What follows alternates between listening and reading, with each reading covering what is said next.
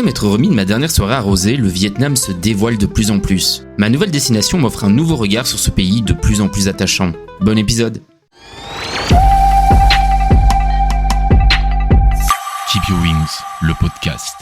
Chapitre 6. Adaptation nécessaire. Le temps passe à une vitesse folle. Les bus couchettes s'enchaînent plus vite que ma consommation de feu. Les villes au Vietnam deviennent de plus en plus accueillantes, intéressantes, et les personnes que j'y rencontre sont toutes souriantes et curieuses. Je retrouve enfin une forme de paix intérieure avec le Vietnam. J'ai déjà quitté Dalat et ses montagnes pour me diriger vers Nha Trang. Un tout nouveau décor s'offre à moi et ce dernier flirte avec Ibiza. Musique bruyante, circulation dingue, plage de rêve, restaurants plus chers qu'à l'accoutumée, avec des mets plus luxueux, des hôtels surdimensionnés face à la côte, des animations de rue en soirée et des Russes à gogo.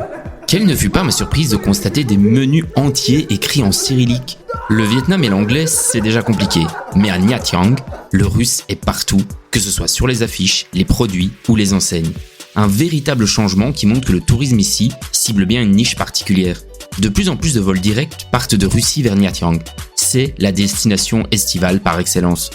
Une augmentation de 4% des touristes russes a été constatée, notamment due à des prix sensiblement inférieurs à la Thaïlande. Tout ici est pensé et adapté pour que les Russes se sentent à la maison. Après avoir discuté avec le réceptionniste de mon hôtel, tout devient clair. Oh, tu sais, les Russes viennent ici majoritairement pour profiter de la plage, hein. Voyagent pas beaucoup, ils mangent autant qu'ils le peuvent, boivent à n'en plus pouvoir, et restent généralement dans le même établissement pour de longues durées. J'ai déjà vu des personnes qui restaient quasiment un mois ici. Me raconte-t-il tout en jetant un œil à un soap vietnamien diffusé sur une petite télé 4 tiers. Et effectivement, mon dortoir est rempli de Russes. Sur les 10 lits, 8 sont occupés par ces derniers.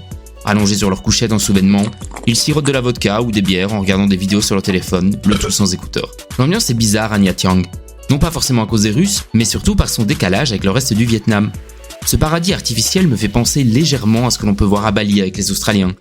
Venus en vacances, ils sont là pour une seule chose, en profiter à fond, sans aucun respect des locaux, sans aucune envie d'en apprendre plus sur la culture.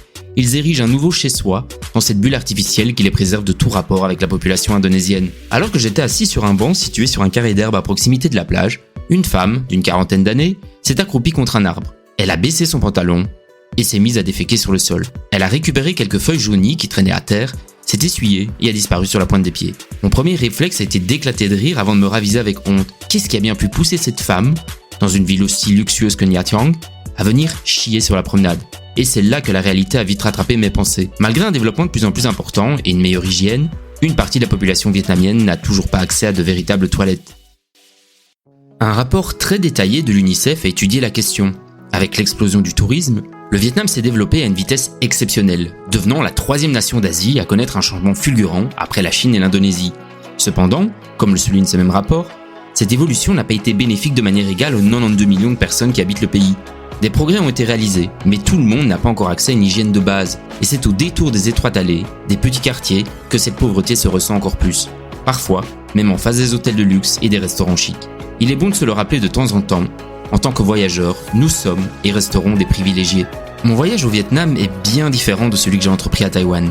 Je bouge beaucoup plus, je rencontre moins de gens également, et je me sens un peu noyé parmi la masse de touristes. De temps en temps, je parviens encore à être seul et à éviter les vagues de babos et de défoncés rigolards, mais ils sont très souvent présents à chaque coin de rue. Et c'est bien là mon premier regret du Vietnam. Non pas les locaux en eux-mêmes, qui sont très gentils, mais plutôt les touristes et voyageurs qui n'y voient qu'une opportunité pour profiter de bières pas chères et de drogues faciles. Qu'importe, mon voyage quant à lui continue. Cette fois, je me dirige vers Da Nang, où j'ai prévu de retrouver un pote de Belgique. De nouvelles aventures m'attendent d'ores et déjà.